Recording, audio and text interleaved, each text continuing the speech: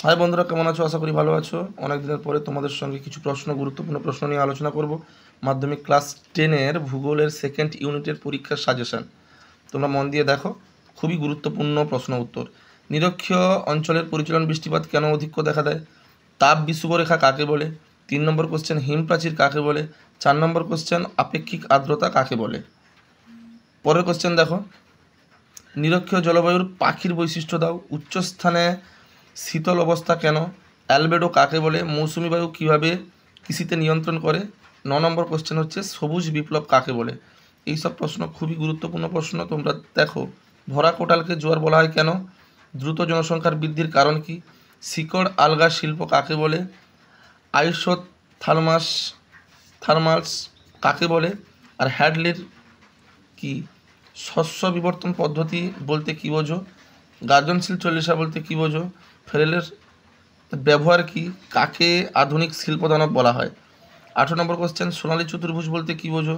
কাকে silicon valley বলা হয় এবং কেন? কেন্দ্রীয় কৃষি সুবিধা লেখো। আউটসোর্সিং কি? আর অনুযায়ী শিল্প কাকে বলে? অনুসারী শিল্প, সামুদ্রিক স্রোত প্রতিরোধের নিয়ত বায়ুর প্রভাব লিখো। আয়ন বায়ু কীভাবে কোন চাপ বলয়ের সাথে সংযুক্ত? সমুদ্র স্রোত কয় প্রকার ও বান্দাকা কি? মগ্নচড়ার মৎস্য আরোহণ কেন্দ্র গড়ে উঠেছে কেন? এবারে পার্থক্য লিখো। ঘূর্ণিবাত, প্রতিভ ঘূর্ণিবাত, সমুদ্র স্রোত, সমুদ্র তরঙ্গ, মিকা বায়ু ও সামুদ্রিক বায়ু, ভরা কোটাল ও মরা কোটাল, মুখ্য জোয়ার ও গৌণ জোয়ার। এগুলো পার্থক্য। পূর্ণিমার জোয়ারের সবচেয়ে অমাবস্যার জোয়ার বেশি হয় কেন? তারপর 28 নম্বর কোশ্চেন দেখো, বিভিন্ন অঞ্চলের জনবন্টনের তারতম্য 5টি কারণ।